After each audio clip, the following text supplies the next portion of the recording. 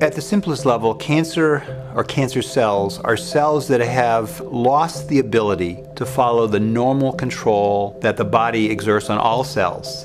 In our body, we have billions and billions of cells, and they have different functions. It's a very complicated process under incredibly phenomenal control. And if something goes wrong and that control is lost, and particular cells escape the normal control mechanisms, and they continue to grow, and they may spread, that's what we call cancer.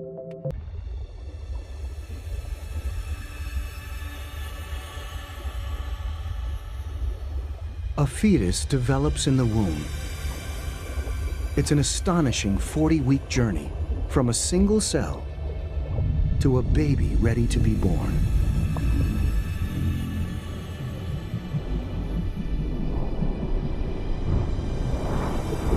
Its body is a miracle of microscopic design.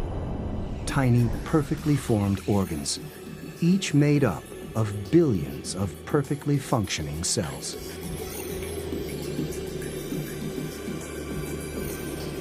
These cells are the building blocks of our bodies. They make us what we are, 100,000 billion cells, all working in harmony. An important point about cells is that no matter what their job is in the body, they all have the same general structure. The cells that make up our lungs, heart, or brain are all similar in their overall appearance, even though their jobs are quite different. Just as the organs that they form are made of smaller structures, cells themselves are composed of smaller parts that help them perform their jobs. These smaller structures are called organelles. Of particular importance in cancer is the organelle known as the nucleus. The nucleus can be thought of as the brains of a cell. It contains the information that acts as the blueprint for each and every one of us, just as a manual would contain instructions to assemble a chair. Specifically, this information is contained within the chromosomes that reside in the nucleus. Individual units of information are called genes. At a chemical level, genes are made of deoxyribonucleic acid, or DNA. All of our cells contain the same set of information.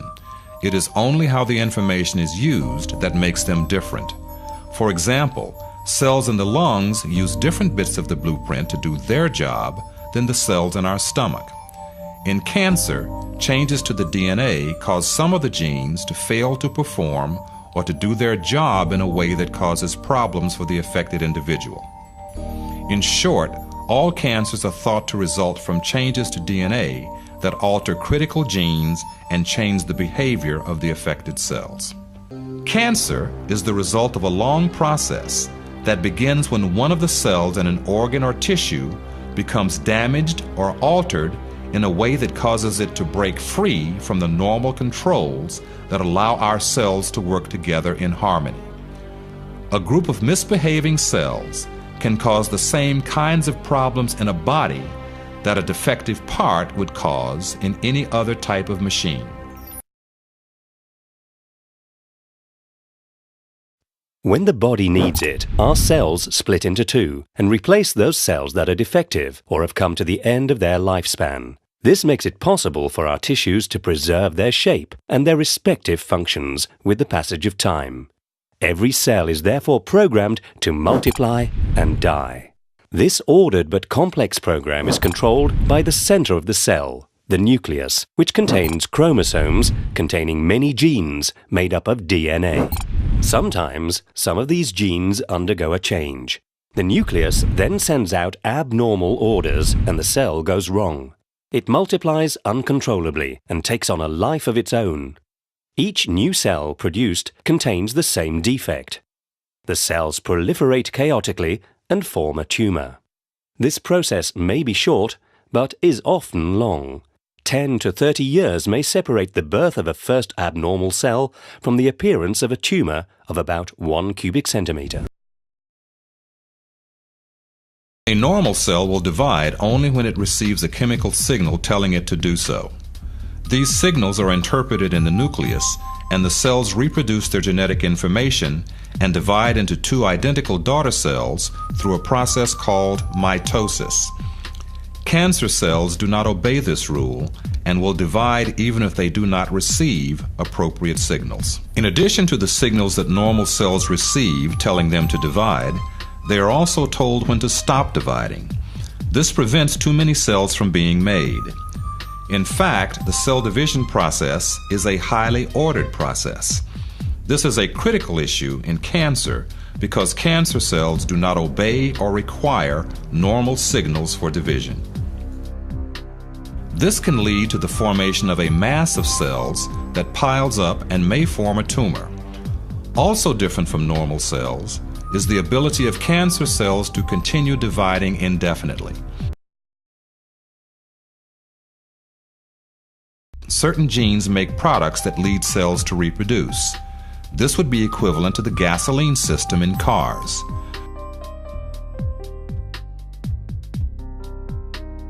The genes that are responsible for making cells divide are known as proto-oncogenes. Changes in these normal genes lead to the production of oncogenes. The result may be cells that divide in the absence of proper signals. It is the equivalent of a gas pedal that is stuck in the on position, making a car go even when no foot is pushing down.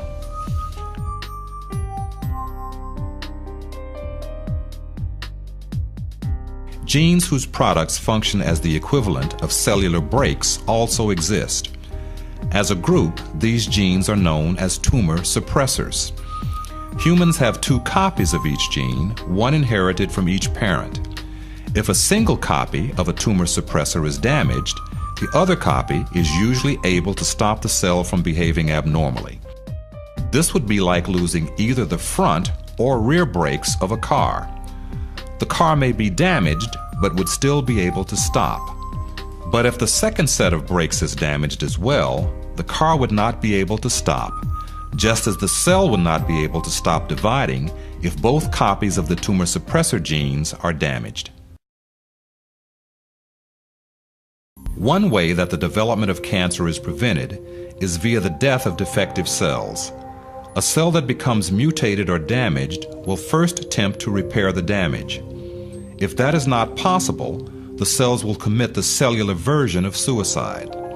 An orderly process called apoptosis leads to the breakdown of key cell parts and the death of the cell. Cancer cells lose this critical capability and will continue to divide. This can lead to the accumulation of cells that can become more and more abnormal. Cells of the immune system are capable of detecting and killing these abnormal cells, but in cases of serious disease, the rate of cancer cell division surpasses the effect of the immune system, and the tumor continues to grow.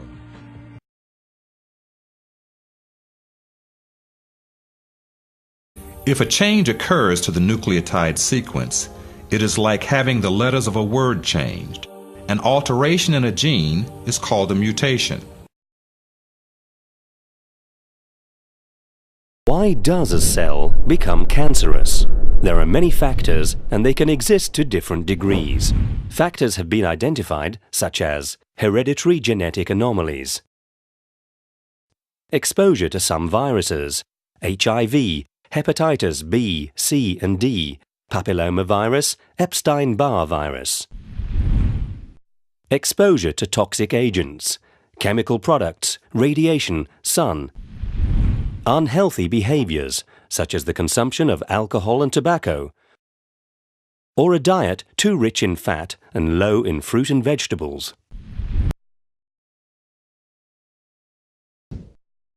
The tumor forms many blood vessels in order to survive. These will supply the tumor with oxygen and nutriments, allowing it to live and grow. This is what we call the phenomenon of angiogenesis. The tumor, however, only really becomes dangerous when the cancerous cells begin to invade through the vessels into the adjacent areas and spread to the surrounding organs. These cells can then invade other parts of the body, multiply and produce new tumors. Metastasis is the term used for this spreading process. Today, over 25 million people in the world live with cancer. 7 million die from it each year.